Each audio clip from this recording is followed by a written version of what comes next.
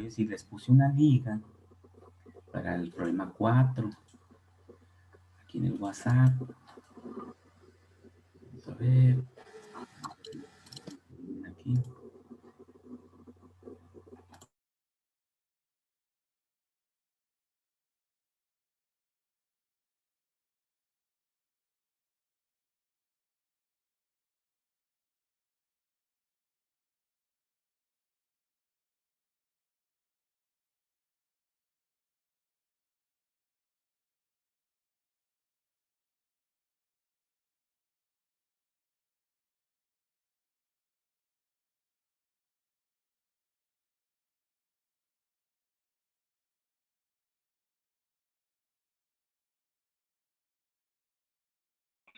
Buenos días.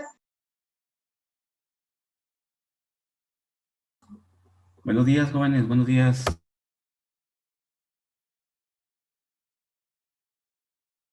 Buenos días.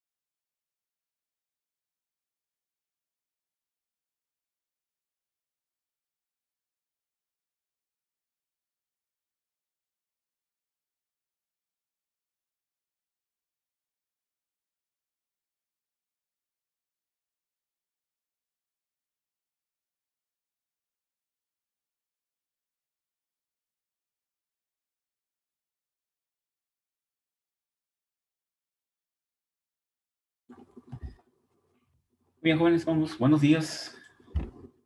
Buenas tardes. Buenas tardes. Ya para ustedes ya no, ya con ustedes ya no es buenos días. Buenas tardes, profe. Hola, ¿qué tal? Buenas tardes, maestro. Buenas tardes. Buenas tardes. Buenas tardes. Buenas tardes. Aquí en el ombligo de la semana, esta semana corta. Fin de semana largo y semana corta. Ya casi caemos otra vez al sábado.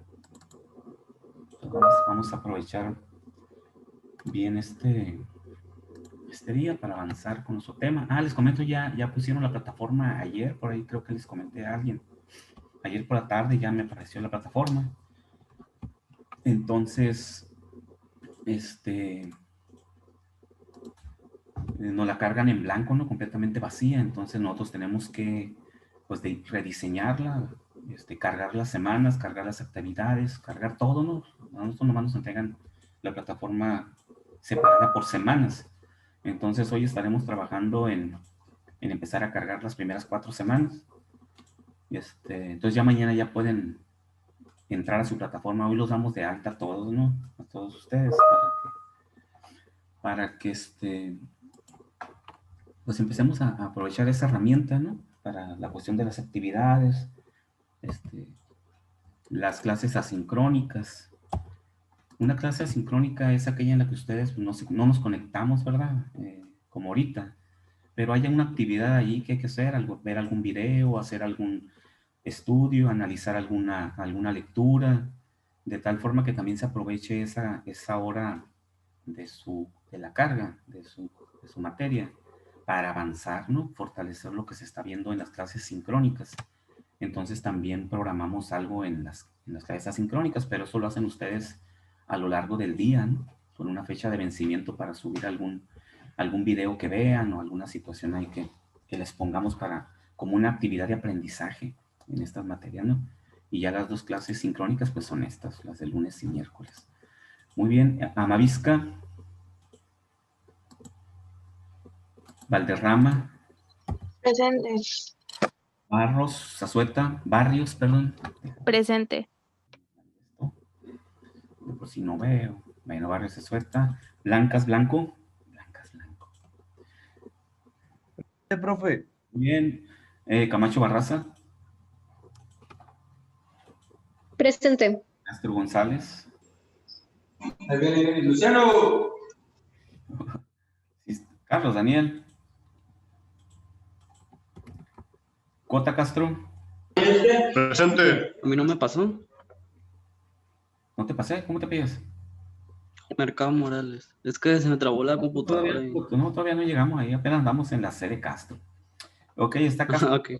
Está Castro González, creo que no va. Cota Castro sí me contestó ahí. Cruz Barreras. Presente. Gaitán Castro. Cueva Zambrano. Presente.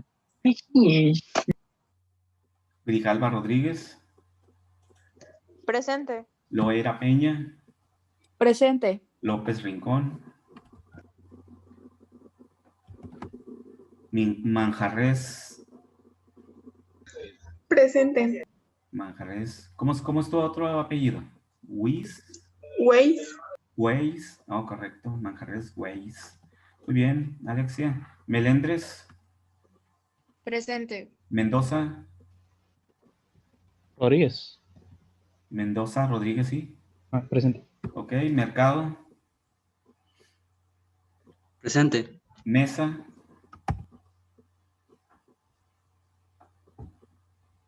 Murrieta.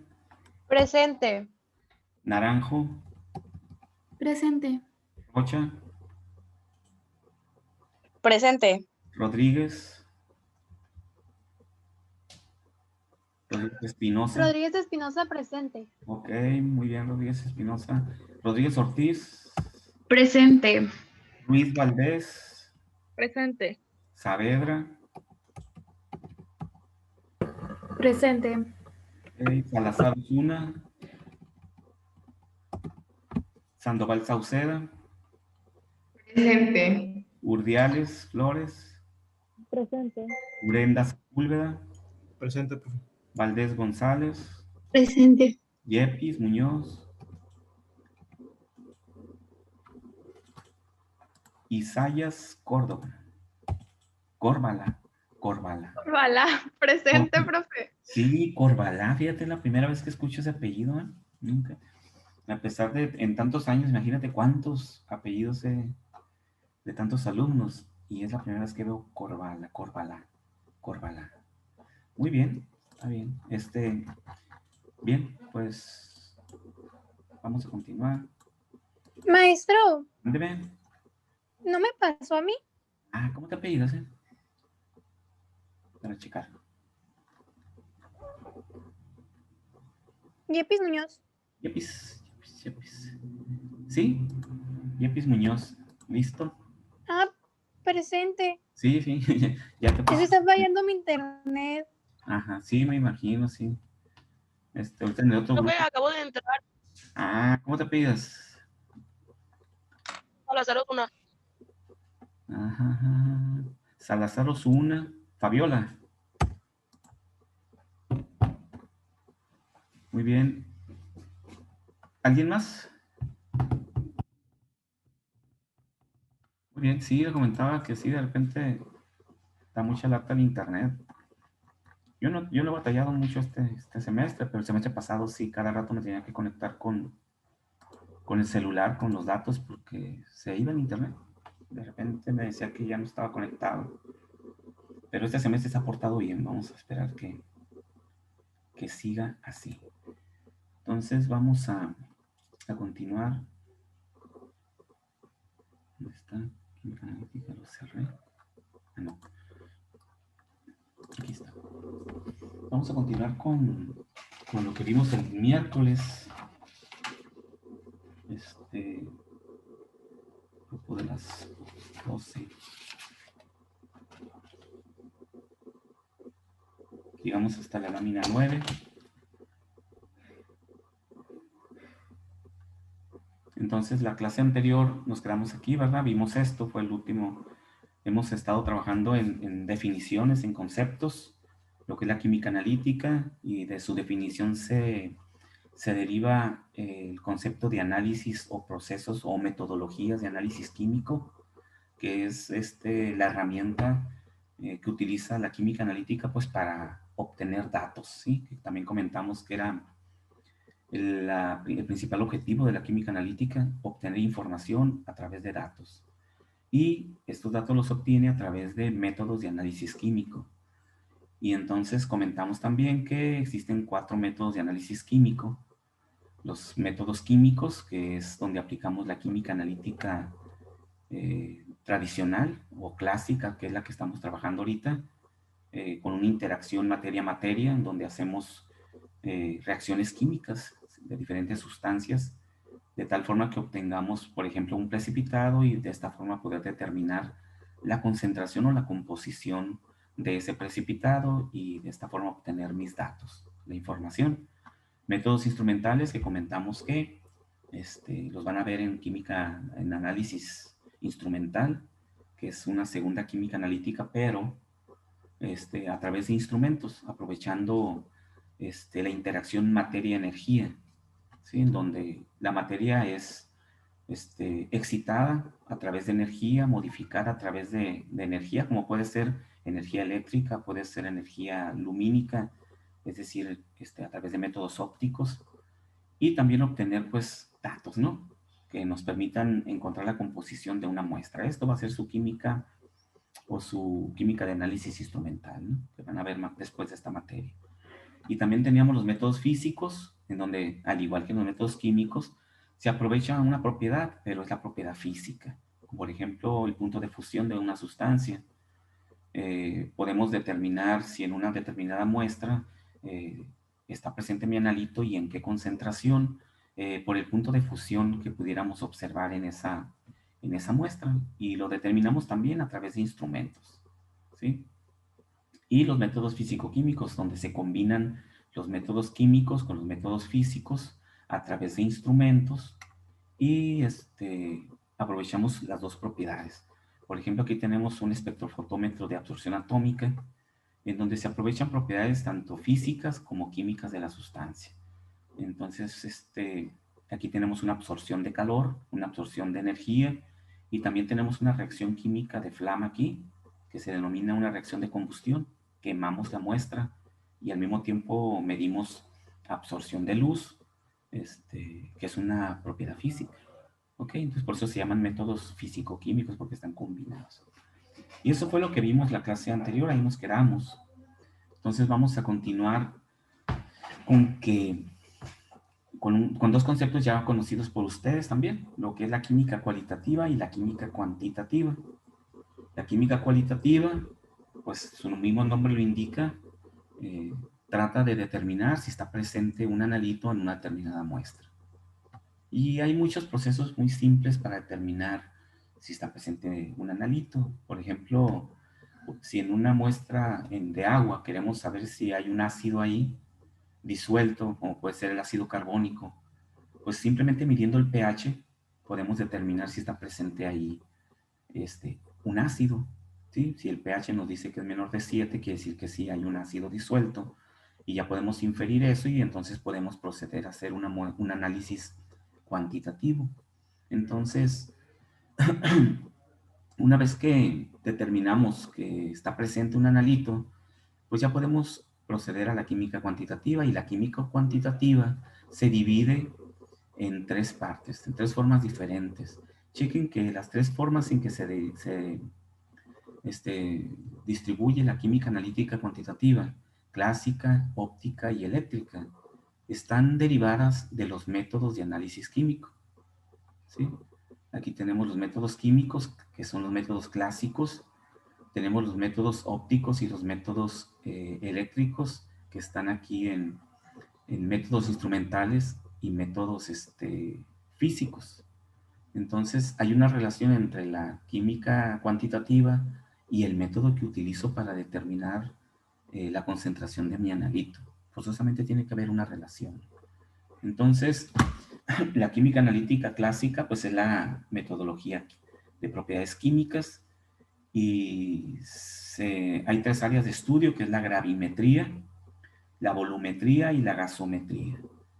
Si ustedes observan el plan de estudio de esta materia, involucra esas áreas de estudio: gravimetría, volumetría y gasometría, es decir, la medida en muestras sólidas de un analito, o en muestras líquidas, que es la volumetría, o la medida en muestras gaseosas, como es la gasometría, porque son gases, ¿no? El mismo nombre lo dice. Metría es una medida, ¿no? Una medición de un analito en muestras gaseosas. Entonces, esta es nuestra química que vamos a estudiar. De hecho, estos temas los vamos a analizar nosotros. Después tenemos los métodos, o la química analítica óptica, donde entran los métodos instrumentales, que son los que veíamos aquí. ¿Sí? Métodos instrumentales, estos, en donde dice que hay una interacción materia-energía. Aquí lo podemos observar. ¿Sí? Aquí está el calor como energía, o está la luz como energía. ¿Sí?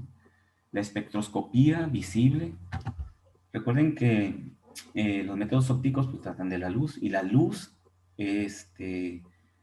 forma parte del espectro electromagnético, o es el espectro electromagnético, además que le decimos luz, cuando realmente la luz visible, que es lo que nosotros podemos observar, pues forma una parte muy pequeña del espectro electromagnético. Recuerden que va desde el ultravioleta hasta el infrarrojo, pasando por el espectro visible.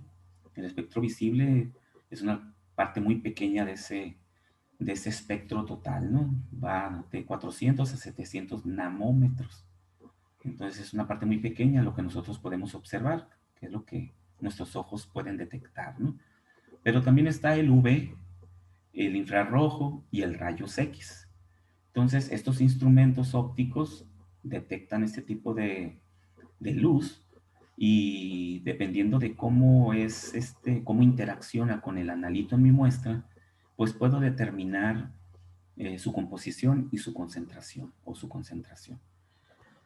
Este otro de aquí, la resonancia magnética nuclear, también forma parte de los métodos ópticos, porque también utiliza el espectro electromagnético, pero la parte magnética. Recuerden que la luz y el magnetismo están unidos, van juntos en la naturaleza, es una propiedad de la naturaleza.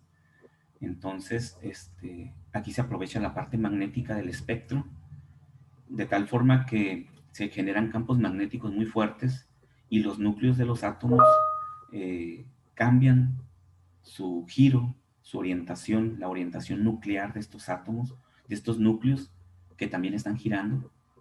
Y de esta forma podemos determinar la concentración o la presencia de ciertos átomos en una muestra por medio de resonancia magnética nuclear. Ese es el principio de operación de este proceso óptico, ¿no? Por si alguien tenía curiosidad de saber cómo funcionaba esto. Son los núcleos de los átomos, ¿no? Expuestos a campos magnéticos. Y también dentro de los ópticos está lo que es emisión de energía, fotometría de llama. Fotometría de llama es que veníamos aquí. Sí, aquí está la llama, es un quemador de ranura, tiene una ranura y sale una llama que es una cortina. Y ahí se quema una muestra al mismo tiempo que absorbe cierta cantidad de luz. Por eso se llama espectroscopía de absorción atómica. Entonces, forma parte de esta química analítica cuantitativa. Aquí está. Fluorescencia de rayos X también. La propiedad de fluorescencia que tienen muchos átomos o muchos elementos químicos se aprovecha aquí con un instrumento. Y también la emisión atómica. Los átomos, cuando son expuestos a una determinada radiación electromagnética, emiten una cierta cantidad de energía. Se llama emisión atómica, ¿no? Entonces, todo esto ustedes lo van a estudiar en análisis instrumental cuando estudien los métodos instrumentales, ¿ok? Y también físico-químicos, que es la combinación de los químicos y los físicos, ahí en análisis instrumental. Y el análisis química, la química analítica cuantitativa, que aprovecha también la propiedad eléctrica, las propiedades eléctricas. Aquí aprovecha las propiedades ópticas, las propiedades de la luz, y aquí de la electricidad. Entonces, cuando sometemos un analito o sometemos una muestra a una determinada cantidad de energía eléctrica, a un voltaje o a un amperaje, también cambian las características de mi analito o reacciona mi analito a esa energía eléctrica. Y de esta forma yo puedo medir la presencia y la concentración de un analito, dependiendo de cómo se comporta con las diferentes propiedades eléctricas. ¿Qué propiedades? Pues la polarografía, la coulombimetría, viene de Coulomb, ¿no? El que determinó, hizo los primeros estudios para determinar la ley, la constante eléctrica de Coulomb, para determinar los primeros estudios eléctricos para determinar el valor de las cargas eléctricas, ¿no? La potenciometría y la conductimetría, qué tanto conduce la electricidad a una determinada muestra. Entonces, todos estos estudios los van a ver ustedes en otra química. Nosotros vamos a trabajar con los clásicos en esta química, ¿ok? Chequen que aquí en el clásico, observen la imagen, ¿verdad? Estamos en el laboratorio, ahí se ve que está titulando un método volumétrico. Ahí parece que yo agregó un indicador para que la muestra se pusiera rosita, ¿no? Y ya poder determinar la concentración. Y acá en todos los otros dos tipos de química analítica cuantitativa, todos son instrumentos, ¿ok? Por eso todo esto es química instrumental. Muy bien. ¿Alguna pregunta, jóvenes, hasta aquí? No, profe. Ok, muy bien. Entonces, nos faltaría ver dentro de la información que estamos analizando, introductoria a la química analítica, ¿cuál es el método de análisis químico que traemos mencionando desde que definimos la química analítica? Y vimos que la química analítica pues utiliza diferentes métodos de análisis químico. Es la forma, el brazo, ¿no? Con el que trabaja la química analítica, que es la ciencia, a través de diferentes métodos de análisis. Entonces aquí vamos a definir el método general para ese análisis o ese proceso analítico. Es una metodología general. Quiere decir que aplica a cualquier técnica o a cualquier proceso de análisis químico.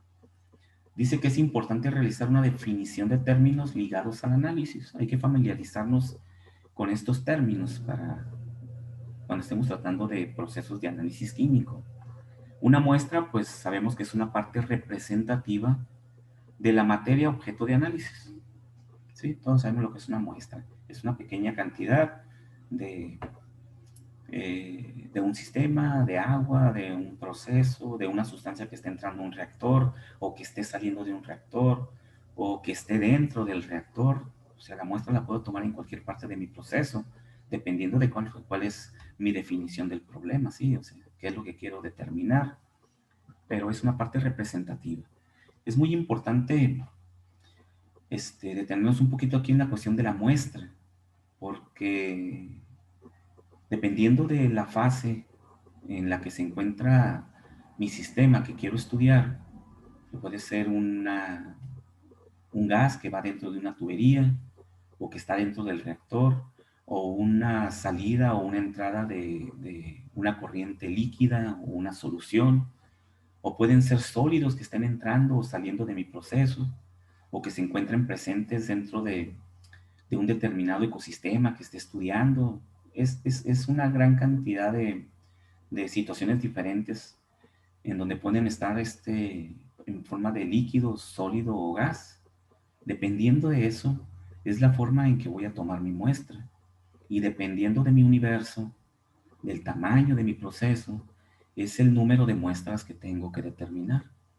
Entonces, si no tomamos una muestra que sea representativa verdaderamente de mi sistema o del proceso que quiero estudiar, pues todo lo que hagamos hacia adelante tendrá un resultado que se va a desviar del resultado esperado, ¿sí? O sea, va a haber un margen de error muy grande, o definitivamente cuando hagamos la valoración de los resultados nos daremos cuenta de que algo está mal, algo no checa, el resultado se dispara, el resultado no es lógico, y todo empezó, ¿por qué? Porque no tomamos una muestra representativa y no tomamos la muestra en forma adecuada.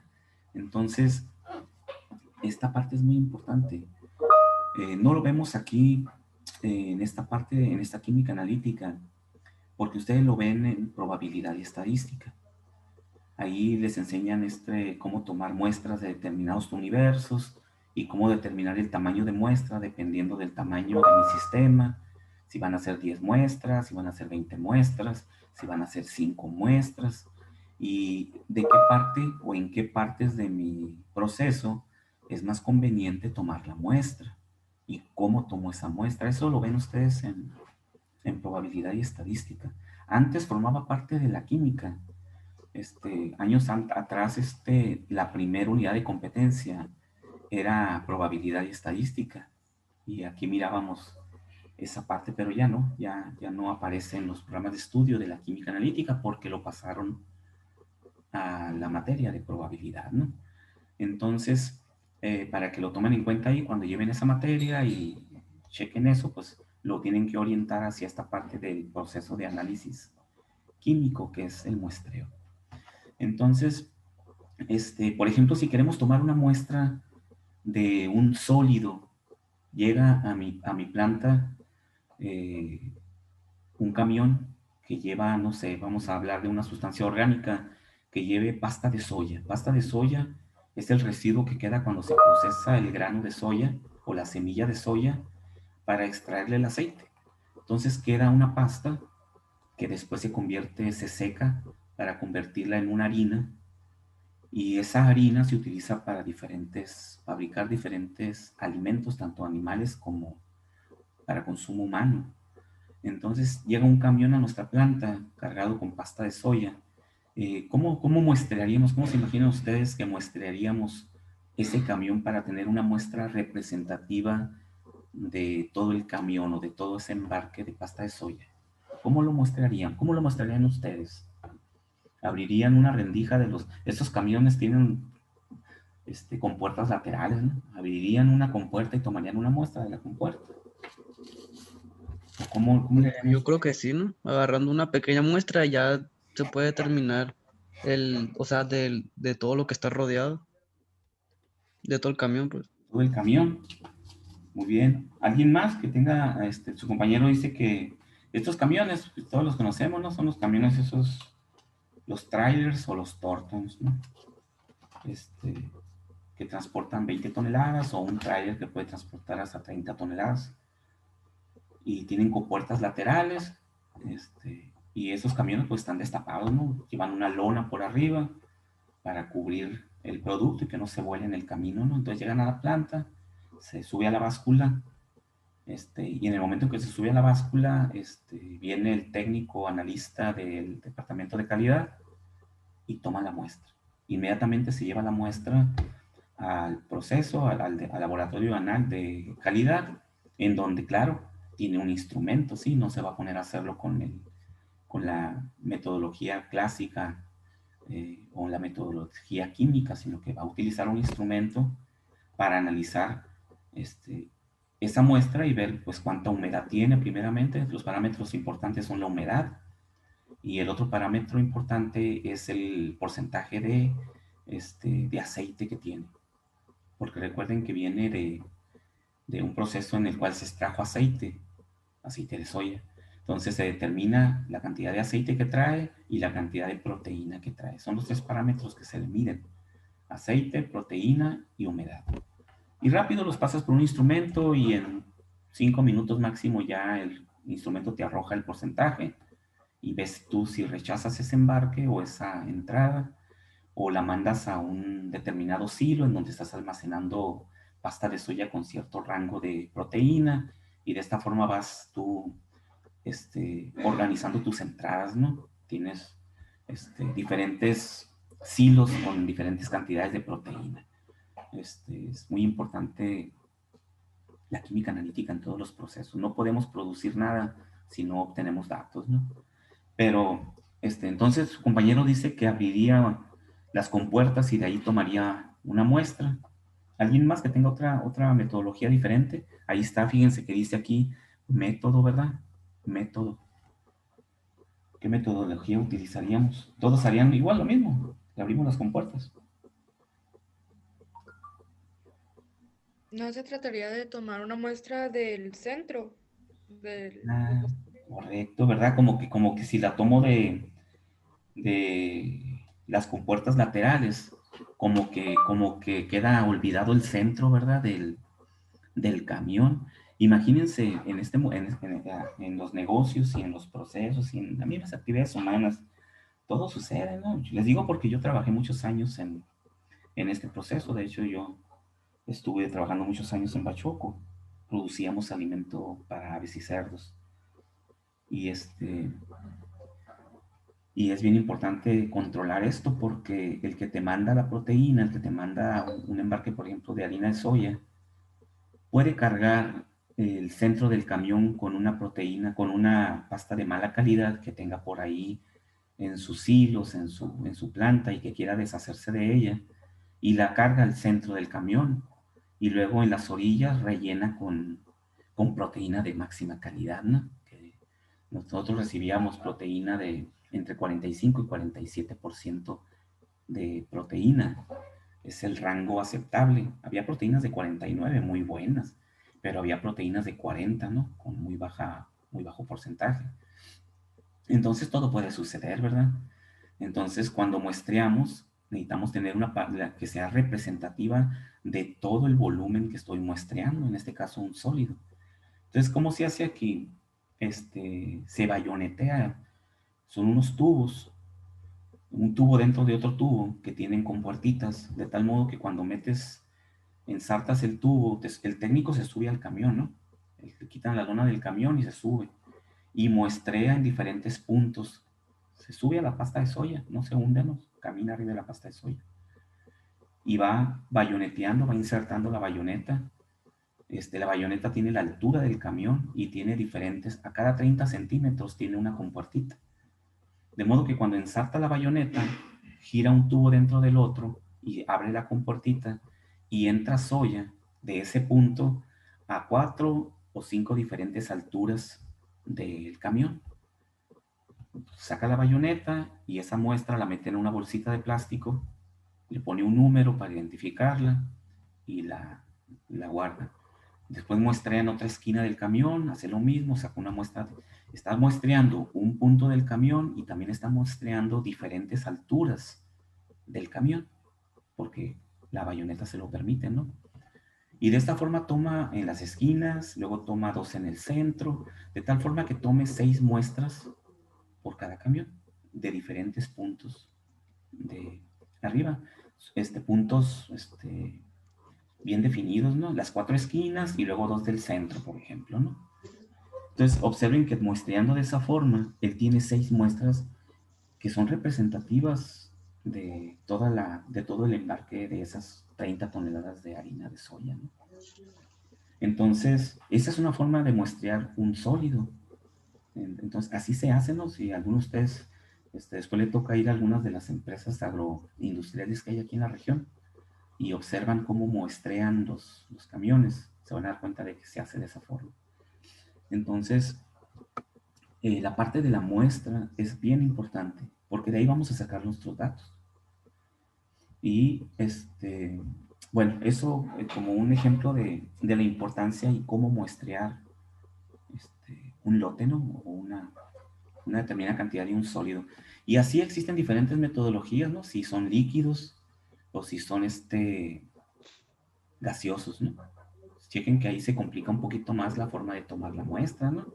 Imagínense una chimenea en un proceso o una salida gaseosa de un reactor y que tengamos que estar tomando de ahí muestras para determinar la composición gaseosa, no sé, del CO2 o de azufres o de otro tipo de sustancias que pueden salir en forma gaseosa y tomar la muestra gaseosa en ese punto.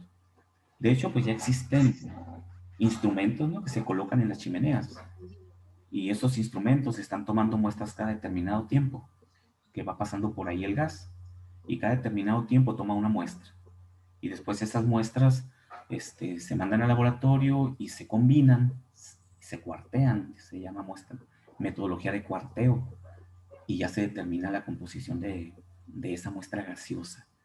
Entonces siempre hay formas de hacerlo en forma adecuada, ¿no? Pero es muy importante la muestra. Posteriormente dice otro concepto, el analito, ya lo habíamos definido, especie química que se analiza, ¿no? Es la sustancia de interés. Como decíamos que se llamaba la otra parte de una muestra, si lo que yo ando buscando se llama analito, lo demás que está en la muestra, ¿cómo se llama? ¿Quién se acuerda?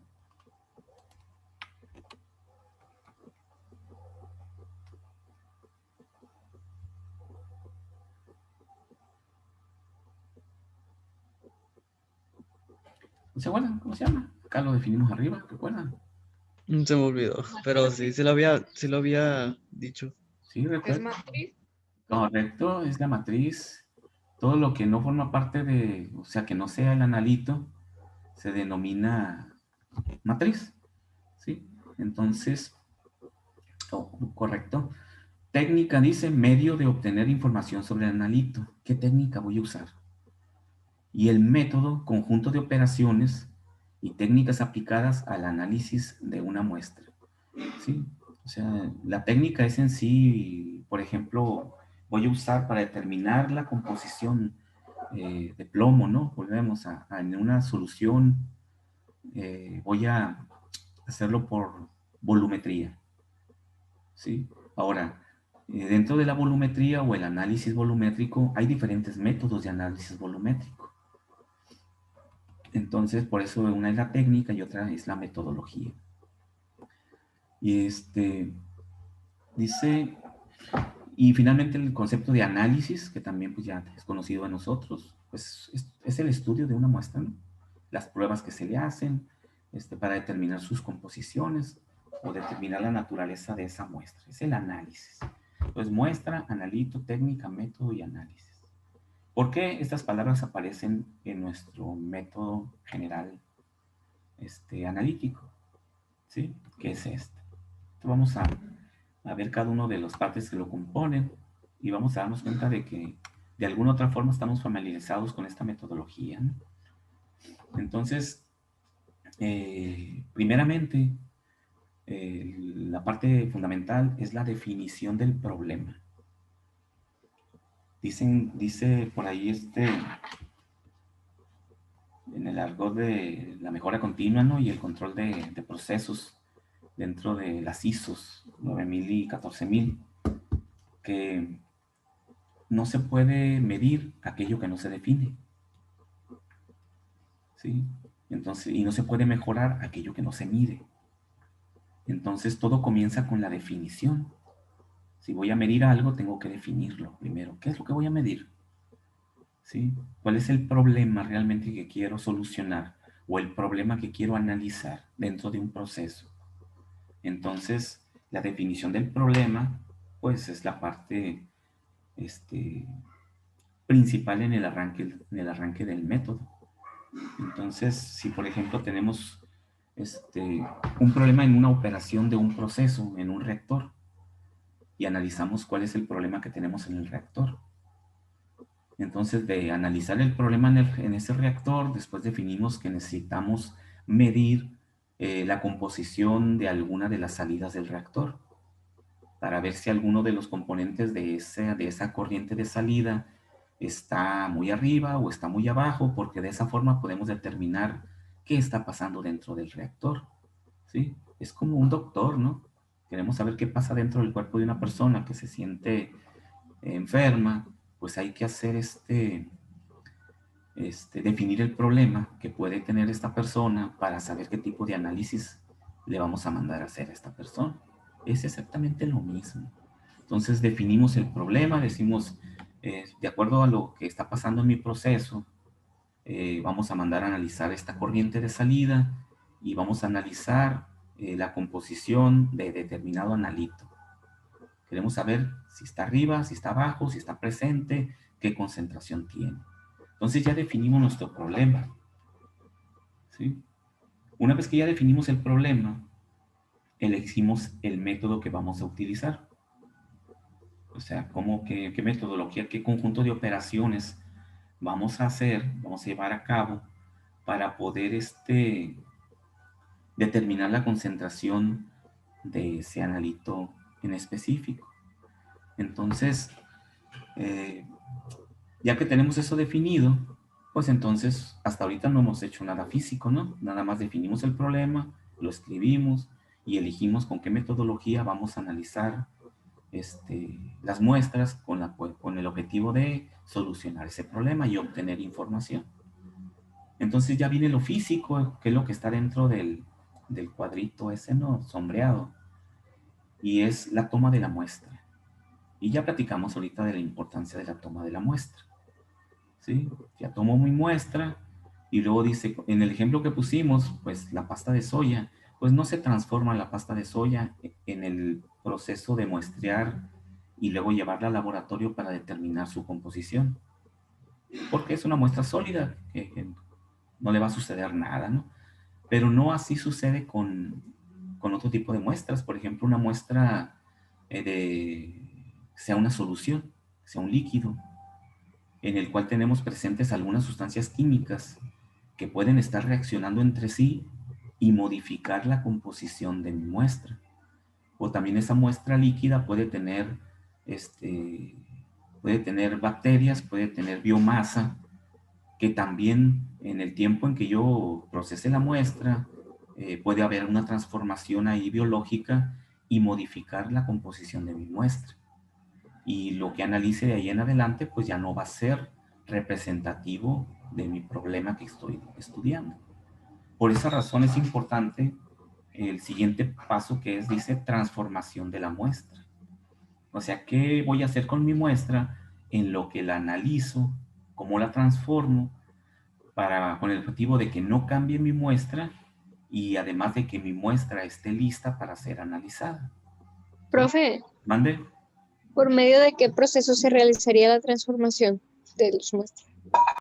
Mira, pues por ejemplo, si es una muestra que tenga biomasa, es una muestra de un agua residual, por ejemplo, de un proceso, y queremos saber la composición biológica que hay de ciertas bacterias o ciertos microorganismos.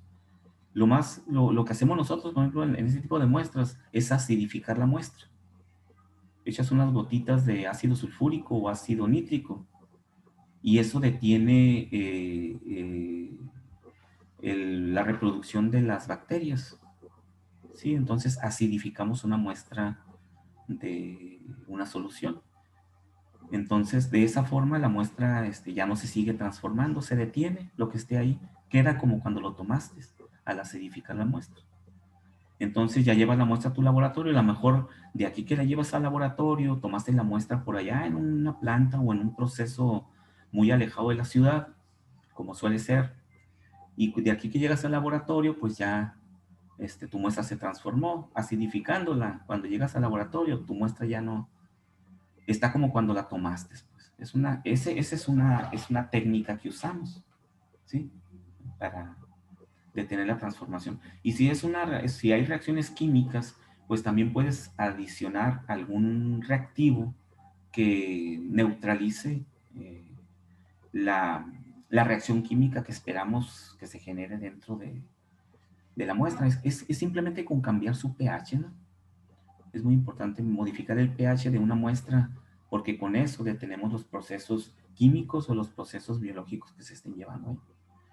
Eso es muy común hacerlo, ¿no? Eso es lo que pudiéramos hacer, por ejemplo. Entonces, eso es el mantenimiento de la muestra.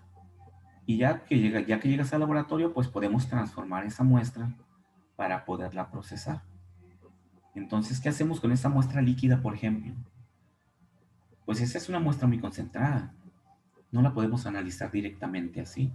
La gran concentración que puede traer de mi analito puede requerir una gran cantidad de reactivo para determinar la concentración del analito, o puede suceder que mi instrumento, si lo hago a través de un método instrumental, puede ser que mi instrumento se salga de rango por la alta concentración y no nos pueda determinar la concentración del analito. Así trabajan los instrumentos que vimos aquí. Si son métodos analíticos instrumentales, trabajan con curvas de muy baja concentración. Y si son métodos tradicionales y hacemos una valoración, pues tendríamos que utilizar 20, 30 litros de reactivo para determinar la composición, porque mi muestra está muy concentrada. Entonces, así que como ejemplo de transformación de la muestra, es cuartearla. Y ahorita mencioné la palabra cuartear. ¿Y qué significa cuartear? Pues significa, si son varias muestras, mezclarlas todas para tener una sola muestra representativa de todo mi sistema o todo mi proceso. Igual se hace si es una muestra sólida como la de la pasta de soya. Esas 6 muestras se llevan al laboratorio, se ponen en una charola y se mezclan todas para tener una muestra representativa. Ya que está la muestra sólida en la charola, la cuarteo, la divido en 10 partes diferentes, la aplano y la divido como si estuviera haciendo galletas, ¿no? Y la cuarteo, por eso ahí viene el nombre de cuarteo. Y tomo una sola muestra de esa, y esa es la muestra que analizo. Y si fuera la solución líquida, igual, revuelvo todas las soluciones, y después de toda esa solución que tengo ahí, tomo, no sé, 1 mililitro de muestra concentrada, y la diluyo en 100 mililitros de agua. ¿Qué estoy haciendo ahí? La estoy diluyendo, ¿sí? De tal forma que la concentración se reduzca en mi muestra que estoy tratando y la pueda analizar en forma adecuada, ya sea con un método químico como la volumetría o con el instrumento. Es decir, siempre hay que diluir las muestras a concentraciones bajas. Esa es una regla, ¿no? Es por eso dice transformación de la muestra, ya sea sólida o sea líquida. Claro que cuando ya determinemos la concentración de esa dilución, pues hay que hacer la relación contra la muestra concentrada, porque lo que me interesa es la concentración en la muestra concentrada, ¿no? Quiere decir, por ejemplo, que si la diluí al 10%, quiere decir que cuando yo termine de hacer mi análisis, tendría que hacer una regla de 3 y decir, si esto lo tengo en el 10% de concentración, ¿cuánto tengo en el 100% de concentración? Si checan, simplemente devolver el valor a la muestra original para saber cuál es la concentración de la muestra concentrada. Eso que estoy platicando ahorita, eso lo vamos a ver en los problemas, ¿no? Dentro de la metodología que vamos a usar para resolver problemas de volumetría, ¿no? Muy bien. Entonces, chequen hasta aquí cómo hemos estado trabajando con nuestras muestras, ¿no? Desde que la tomamos, la cuarteamos, luego la transformamos, para poderla analizar y ya la metemos a nuestro proceso analítico, que es adquisición de los datos. Aquí, por ejemplo, si era la muestra líquida, hago un análisis volumétrico para una valoración con un reactivo que se llama sustancia patrón, y con esa analizo o titulo mi muestra, y haciendo estequiometría puedo determinar la concentración de mi analito. O si es un método instrumental, pues meto la muestra a un espectrofotómetro o a un espectrofotómetro UV, que es el más común, de ultravioleta, y determino la concentración. Estos instrumentos tienen una curva dentro de comparación y trabajan con soluciones muy diluidas. Después hay que hacer nuevamente el análisis para encontrar la concentración original de la muestra, ¿no?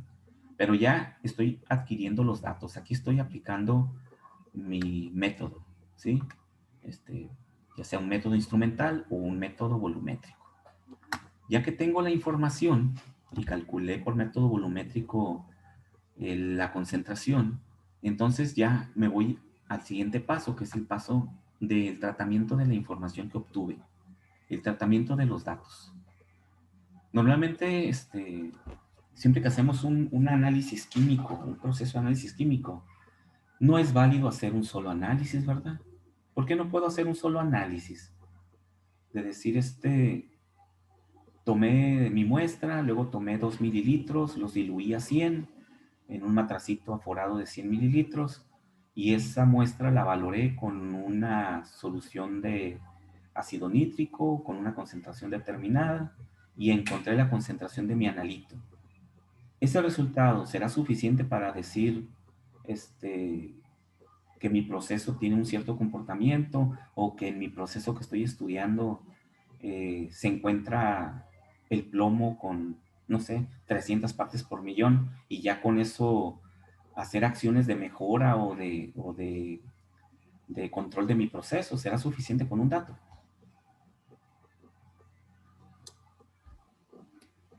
¿Ustedes qué opinan? No, No, ¿verdad? ¿Por qué? ¿Por qué? pueden variar los resultados.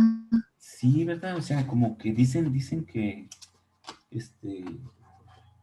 una sola muestra, como dices tú, si hubo algún desfase, si hubo alguna situación que se salió de control dentro de todo mi proceso analítico que estamos llevando a cabo, puede ser que ese resultado no sea real, ¿verdad?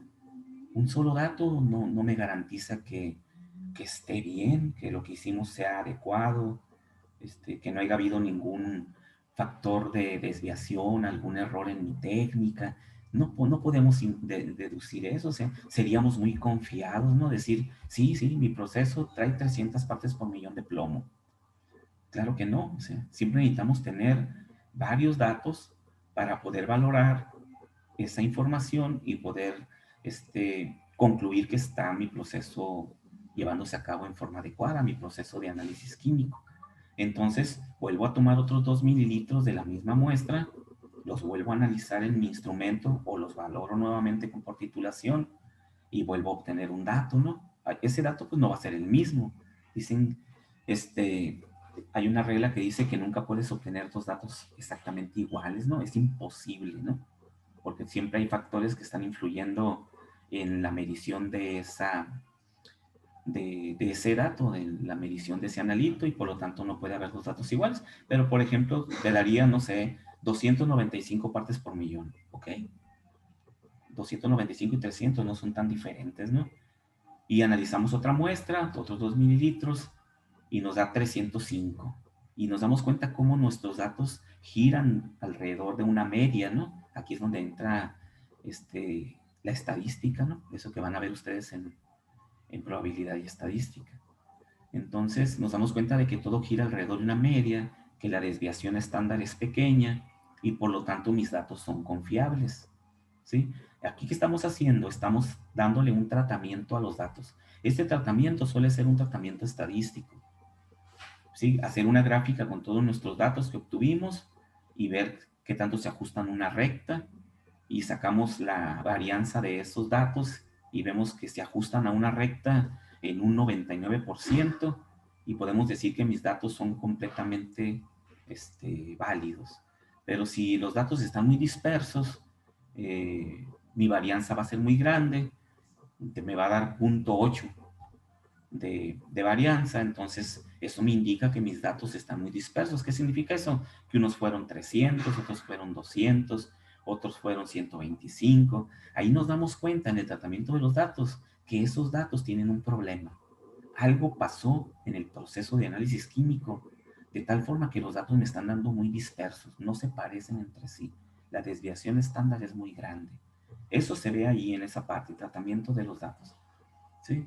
Entonces, por eso pues no es bueno tener un solo dato, ¿no? Hay que tener varios para poderlos analizar. ¿Con qué? Con estadística, ¿no? Entonces, pero supongamos que ya obtuvimos nuestros datos, vimos que son muy similares entre sí, entonces podemos sacar una media y decir que mi proceso trae una concentración de plomo de 305 partes por millón. La media de todos mis datos puede ser un dato que yo puedo entregar como un resultado. Entonces, el siguiente paso dice valoración de los resultados. Ya analicé mis datos y vi que la media de ellos es aceptable porque su desviación estándar es pequeña, no están muy dispersos los datos entre sí, y me da de 305 partes por millón. Entonces, ¿ahora qué hago con ese resultado de 305 partes por millón? Pues lo valoro. En la parte de valoración implica comparar mi resultado con un patrón de medida ya establecido, con un valor, de tal forma que yo pueda saber si ese resultado, yo sé que ese resultado es correcto, pero yo quiero saber si ese resultado está de acuerdo con mi proceso o está desfasado de mi proceso, ya en mi proceso que estoy estudiando. Entonces veo mi reactor y le pregunto al que opera el reactor y le comento, oye, ¿cuál es la concentración de plomo que tú esperas tener en tu proceso que estás trabajando? No, pues 100 partes por millón máxima es lo que debo de tener de acuerdo a mi reactor y a lo que estoy haciendo en mi proceso. Entonces lo comparas con tu resultado y dices, no, mi resultado es de 305 y lo máximo aceptable son 100. Ya estoy valorando mi resultado. Y nos damos cuenta de que mi resultado es correcto dentro del proceso de análisis químico, pero es muy alto valorándolo contra mi proceso. Y eso es lo que ya nos ayuda a nosotros a hacer cambios en el proceso. Entonces ya entregamos un resultado oficial y escribimos un correo, una boleta de resultado y decimos, mis resultados de 305, como cuando vamos a que nos hagan análisis clínicos, ¿no? Y nos entregan la hojita ahí con un montón de datos que luego ni entendemos, ¿no? Apenas el doctor, ¿no? Aquí es lo mismo, entregamos un resultado. ¿A quién se lo entregamos? Pues al que está manejando el proceso que estoy analizando. Le decimos al operador, mira, traes 305 partes por millón, tú sabrás lo que tienes que hacer en tu proceso porque estás fuera de rango y por eso lo que estamos obteniendo de este reactor está fuera de parámetros. Por esa razón fue cuando definimos el problema, ¿no? Entonces, esta es la metodología, jóvenes. Si aquí finalmente vemos que si la valoración de resultados no es la correcta, pues consideramos que algo pudo haber pasado en mi proceso de análisis, pues me tengo que regresar a replantear la definición del problema. ¿Sí? Por ejemplo, ¿cuándo sucede eso? Pues por ejemplo que obtenga mis datos y ya obtengo mi valor de partes por millón de plomo y me da un valor de 1000 partes por millón, mucho más alto, altísimo. Entonces vamos y lo comparamos contra el esperado, le decimos al operador, oye, mira, ¿cuánto es lo que tú debes de tener de partes por millón de plomo? No, pues 100 partes por millón. El resultado me dio 1000. Te va a decir el operador, no puedes tener 1000 partes por millón, porque de acuerdo a mi proceso, a mis reacciones químicas que tengo ahí, pues es imposible que haya 1000 partes por millón de plomo. ¿De dónde sale tanto plomo? Eso que te dice a ti, caramba, algo hice mal dentro de mi metodología, ¿no? Algo tomé mal, a lo mejor tomé malas muestras, a lo mejor no traté bien las muestras, a lo mejor se me contaminaron las muestras, algo sucedió dentro de mi proceso de análisis Y eso me obliga a regresarme a definir nuevamente mi problema. Si checan, ¿por qué razón tendríamos que desechar todo lo que hicimos y regresar? Entonces, ¿cuántas veces se tendría que hacer, por ejemplo, todo ese proceso para ya tener unos datos seguros? Todo depende del químico, del analista, ¿no? Del ingeniero que está haciendo este proceso y del resultado de la valoración, ¿sí? Porque si en la valoración te dice el operador que no es posible que tengas eso, es decir, está rechazando tus resultados, pues eso te obliga a volver. Y si cuando lo vuelvas a hacer te vuelve a dar 1000 partes por millón, entonces dices tú, caramba, repetí lo mismo, o estoy haciendo mal otra vez alguna parte de mi proceso, o el reactor realmente está entregando 1000 partes por millón. Entonces allí es donde entra el ingeniero, ¿verdad? Hay que ir con el operador y decirle, a ver, vamos a analizar tu proceso. Tú me dices que no es posible que haya 1000 partes por millón, pero yo ya repetí mi proceso y ya lo hice 3 veces y me sigue dando 1000 partes por millón. Entonces ya involucras al operador del proceso y empiezan a hacer análisis para ver dónde está el problema de lo que están, dónde está el problema de tal forma que estén obteniendo esas 1000 partes por millón. Entonces ya es todo un proceso de estudio, ¿no? Pero recuerden que pues, la metodología de análisis químico, pues esa no cambia, ¿no? Y si estamos repitiendo un error aquí, pues tenemos que detectarlo. Pero eso ya es las veces que sea necesario, ¿no? Hasta encontrar realmente dónde está el problema, ¿no? Eso así se tendría que hacer. Ok, jóvenes, entonces, pues hasta aquí lo dejaríamos. Vamos a entrar a la siguiente parte de esta primera unidad de competencia, que es la parte final, es esta, lo que es el concentración y estequiometría. Lo vemos el próximo lunes, continuamos con esta parte. Ok, no sé si tengan alguna pregunta o alguna duda. Profe, ¿Sí? en iVirtual nos va a dar de alta esta semana para el viernes hacer una actividad o hasta la otra semana. Porque si es para la otra semana no hay problema, la neta. Sí, no, pues ya estamos a miércoles. Voy a cargar plataforma en estos días porque pues, cargar 4 semanas en plataforma pues es bastante tiempo que hay que dedicarle. Entonces yo espero esta semana ya tener actualizado un mes de trabajo en plataforma y ya les estaría dejando actividades la próxima semana. Sí, ahorita no tiene mucho sentido. Okay. Muchas gracias, profe. Empezaríamos a trabajar con plataforma en la otra semana. Okay. Muy bien. Ok, pues nos vemos el lunes. Cuídense, tengan un buen fin de semana. Pues ya no los veo hasta el otro lunes. Ya no nos reunimos, ¿no? Hasta el otro lunes. Sale, profe, que le vaya bien. Dale, profe, gracias. Adiós, maestro, gracias. Adiós. Gracias.